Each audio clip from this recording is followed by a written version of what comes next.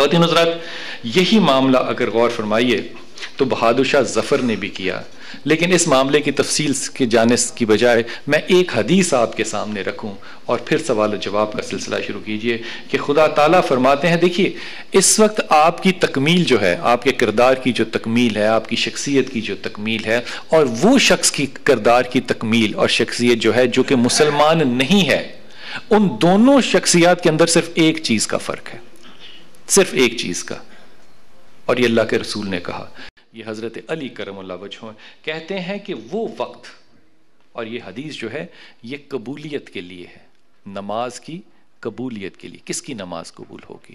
کہتے ہیں وہ دن جس دن کوئی سایہ نہ ہوگا روز محشر سوائے ذل جلال کے، اور یہ شخص یا ذل جلال کے سائے تلے بیٹھا ہوگا، جبکہ کوئی سایہ نہ ہوگا سوائے ذل جلال کے، یہ شخص اللہ کے عرش کے سائے تلے بیٹھا ہوگا۔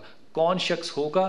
جو ان میں سے کچھ بھی کرتا ہوگا۔ ایک شرط جو دی وہ اللہ نے کہا نماز میں اس کی قبول کروں گا جو میری عظمت کی خاطر لوگوں کی تواضع کرے۔ اب یہ بڑا ٹرک کی بات ہے، اپنی عظمت کی خاطر نہیں لوگوں کی تواضع کرے، میری عظمت کے لیے لوگوں کی تواضع کرے۔ کیوں اللہ نے یہ کہا؟ کیوں یہ حدیث میں بات ہے؟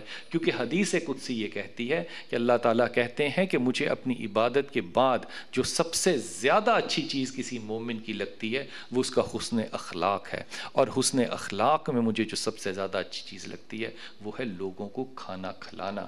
پھر دوسری چیز جو اللہ کے رسول نے کہا، اس کی نماز قبول ہوگی جو مخلوق کے سامنے تکبر نہ کرے، جو مخلوق کے سامنے تکبر نہ کرے۔ یہاں پہ خواتین حضرات اللہ کے رسول نے آپ کو ایک گنجائش دے دی، آپ تنہائی میں تکبر کر سکتے ہیں، آپ تنہائی میں شیشہ دیکھتے ہوئے یہ ضرور کہہ سکتے ہیں کہ میں کتنا ہینڈسم ہوں، لیکن جب آپ لوگوں کے سامنے جائیں گے اور آپ کے دل میں یہ خیال پیدا ہوا کہ میں اچھا دکھتا ہوں، تو یہ تکبر کی پہلی کڑی اور پہلی سیڑھی ہوگی۔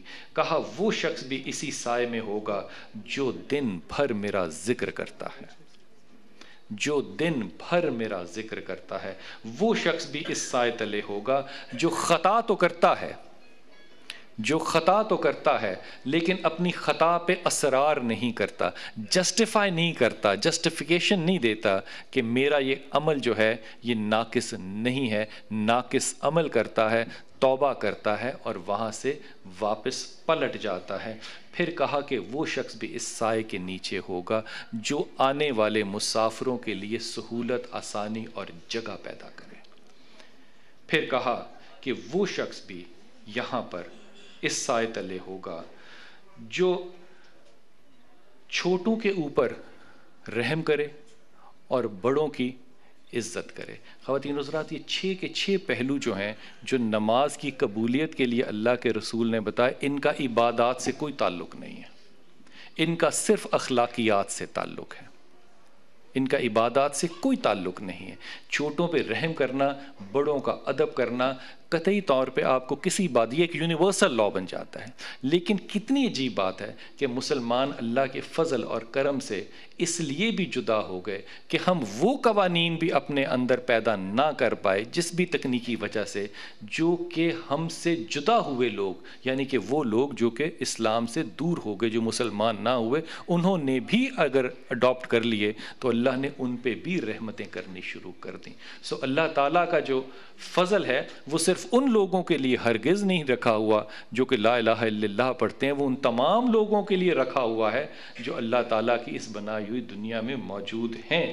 اس پہ آخری بات آپ سے یہ عرض کروں کہ کردار کی تکمیل اور شخصیت جو ہے یہ ہمارے ہاں چھوٹے چھوٹے لوگوں، فقیروں اور بڑے بڑے بادشاہوں کے ہاں بھی ملتی ہے، اور یہ وہ لوگ ہیں جن کی کہ ہم تذکرہ اور ذکر کر کے زندگی میں سبق سیکھتے ہیں۔ مثال کے طور پہ جب خلافت کا دور ختم ہوتا ہے تو خلافت کا دور جب ختم ہوا تو مسلمانوں کے لیے بہت دکھ کی بات تھی کہ اب خلافت جو ہے وہ ختم ہو رہی ہے اور بادشاہت جو ہے اس کا دور شروع ہو رہا ہے۔ اور یہ ذہن میں رکھیے گا کہ خلافت جو ہے یہ اس لیے بادشاہت سے بہتر ہوتی ہے کہ سوچا یہ جاتا ہے کہ خلافت آپ کو خدا کی طرف لے کر جاتی ہے اور بادشاہت آپ کو شخصیت کی طرف لے کے جاتی ہے. شخصیت پسندی آپ کو ملوکیت میں ملے گی اور خدا شناسی آپ کو خلافت میں ملے گی. ایک ہارون رشید کی بیوی زبیدہ، اب غور کیجئے کہ یہ کہاوتیں اور ایسے معاملات ہیں جو کہ ہمارے لیے فوکلوز ہیں. ان کا آپس میں ایک بڑا علمی تعلق تھا آپس کے اندر. میاں بیوی ہونے کے علاوہ دونوں انتہائی پرخلوص طریقے سے ایک دوسرے کے ساتھ تنزن علم کو شیئر کیا کرتے تھے. تو ایک دن زبیدہ اور یہ ہارون جو ہیں یہ دریا کے کنارے جا رہے تھے، تو اس زمانے کے ایک مشہور آدمی تھا جس کو کہ بغلول دانا رحمۃ اللہ کہا جاتا ہے. یہ ایسی شخصیت تھی جس کا کہ تذکرہ آپ کو جگہ جگہ ملے گا ان واقعات میں جہاں پہ کہ ایک یا دو جملوں کے اندر کسی فقیر نے کسی زمانے میں اپنا اثر چھوڑنا ہو. تو وہاں سے دونوں گزرے تو بغلول جو تھا وہ دریا کے قریب بیٹھا ریت اپنے پاؤں کے اوپر چڑھاتا اور پھر پاؤں کو اس ریت میں سے نکال لیتا اور کہتا کہ یہ میں جنت کے گھر بنا رہا ہوں، جنت کے گھر بنا رہا ہوں، ہے کوئی خریدار؟ تو زبیدہ گھوڑے سے اتری اور اس نے کہا کہ بغلول تو یہ جنت کے جو گھر بنا رہا ہے یہ تو کتنے میں مجھے بیچے گا؟ اس نے کہا میں تجھے 1 درہم میں گھر بیچوں گا. اس نے اس کو 1 درہم دیا. تو اس نے جو گھر بنایا ہوا تو اس پہ پاؤں رکھ کے اس کو توڑ دیا. کہا بس جا، تجھے میں نے گھر دے دیا. اب یہ کوئی منطقی بات تو نہیں بنتی نا کہ جو ریت کا گھر بنایا بھی اس کو بھی توڑ دیا. اب یہ سارا معاملہ دیکھا ہارون نے بھی، اور جب دربار میں واپس آئے تو ہارون نے زبیدہ کو درباریوں کے آگے کافی تذلیل کی کہ تم نے 1 درہم جو ہے وہ اس فقیر کے ساتھ ضائع کیا. اس لیے اللہ تعالیٰ نے بادشاہت اور امامت جو ہے وہ مردوں کو عطا فرمائی ہے. تم کم ذہن اور کم عقل عورتیں جو ہو وہ ان معاملات کو سنبھال نہیں سکتی اور سمجھ نہیں سکتی. پھر رات کو جب وہ سویا تو رات کو اس نے خواب میں دیکھا کہ وہ ایک بہت اونچے آسمان پہ جو ہے وہ چل رہا ہے اور راستے میں ایک بہت بڑا عالی شان اس نے ایک محل دیکھا جس کے باہر بہت سے فرشتے جو ہیں وہ گارڈ کے طور پہ کھڑے تھے. تو اس نے محل کے اوپر پڑھا تو اس پہ لکھا تھا کہ یہ محل زبیدہ کا ہے.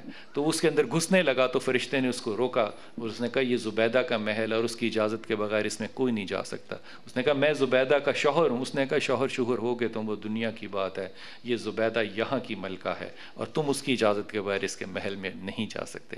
صبح اٹھا تو زبیدہ کو اس نے ساتھ لیا اور پھر بغلول دانا کے پاس گیا اور اس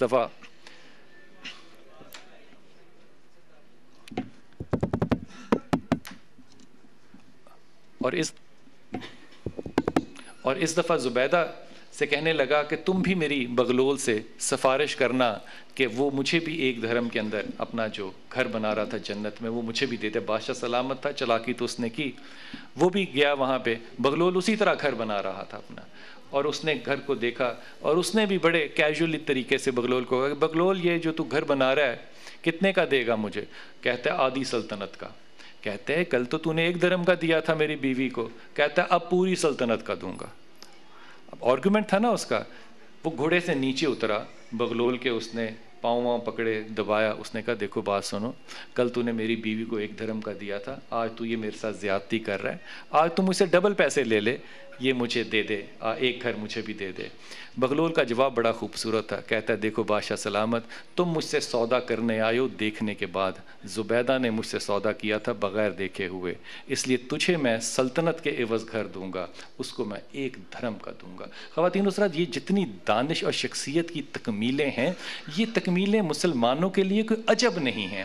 یہ تو ایسی معمولی اور جسے کہنا چاہیے پست اخلاقیات کے معاملات ہیں، لیکن اس پستی میں سے بھی اگر ہمارے ہاں علم نکل سکتا ہے تو غور فرمائیے کہ اعلیٰ درجوں سے کہاں نکلتا ہوگا. ایک آخری بات میرے ذہن میں آئی، یہ میں کہہ کے بات کو ختم کروں کہ ہمارے یہاں حسن بصری ایک بڑے اچھے آدمی ہیں. حسن بصری کا درجہ اس لیے بہت زیادہ اچھا نہیں ہے کہ وہ عالم بہت بڑے ہیں. 2 وجوہات سے حسن بصری بڑا مشہور ہیں. ایک تو ان کے سکینڈل رابعہ بصری سے بہت زیادہ تھے، کیونکہ رابعہ بصری عمر میں بہت چھوٹی چھوٹی تھیں. حسن بصری عمر میں بہت بڑے تھے لیکن وہ جمعے کا خطبہ نہیں دیا کرتے تھے جب تک رابعہ ان کی مجلس میں نہیں آیا کرتی تھیں. اور لوگ کہتے تھے کہ کیوں تم خطبہ نہیں شروع کرتے؟ تو حسن کہا کرتے، اور حسن ہیں کون؟ جنہوں نے ام سلمہ کی گود میں، رسول اللہ صلی اللہ علیہ وسلم کی بیوی، ہماری ماں کی گود میں پرورش پائی. رسول اللہ صلی اللہ علیہ وسلم کے صحابہ میں سے نہیں لیکن ان کی گود میں پرورش پائی. اور ایک روایت یہ بھی ہے کہ ام سلمہ کا آپ نے دودھ پیا. آپ کہا کرتے تھے کہ میں ہاتھیوں کو کھانا چونٹیوں کو کیسے کھلا دوں. یہ وہ بات پتہ ہے کیوں کہا کرتے تھے؟ کیونکہ ایک دن یہ رات کو رابعہ کے پاس ٹھہرے. جس طرح آج کے زمانے میں کوئی آدمی کسی غیر عورت کے گھر چلا جائے گا تو ظاہر ہے کوئی سکینڈل ہی ہوگا نا، اور تو کچھ بھی نہیں ہوگا. تو لوگ باہر کھڑے رہے خبر لینے کے لیے کہ حسن بصری جو ہیں وہ کیوں اندر گئے. صبح حسن بصری باہر نکلے اور لوگوں نے پوچھا حسن بصری سے کہ حسن بصری پھر رات کیسی گزری؟ سوال تو بنتا تھا نا پوچھنا. کہا حسن بصری پھر رات کیسی گزری؟ کہتے ہیں ہاں یار رات بڑی اچھی گزری. کیسی عورت ہے، ساری رات اس نے مجھے یہ احساس ہی نہیں ہونے دیا کہ میں ایک مرد ہوں.